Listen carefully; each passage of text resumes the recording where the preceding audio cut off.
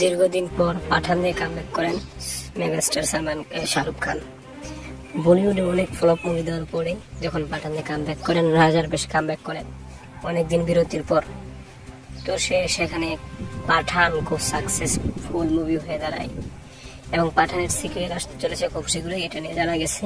তবে আগের পরিচালক থাকছে না, তো অন্য এক পরিচালক থাকছে, কারণ আগের পরিচালক এই জওয়ান বস, ওই কি ভাই পাঠান বস টাইগার একটা নতুন মুভি বাসেস আর কি, এরকম একটা মুভি বানাতে চলেছে।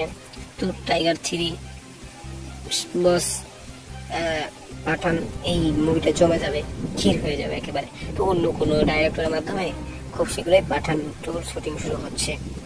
তো এই বিষয়টিকে আপনারা কি করে দেখছেন অবশ্যই জানাতে পারেন আমাদের কমেন্ট বক্সে। কমেন্ট বক্সটা সবসময় খোলা, আপনাদের মন চাইলেই আপনারা কমেন্ট করতে পারবেন। তো ধন্যবাদ, আজকের ভিডিওটি পর্যন্তই। ধন্যবাদ।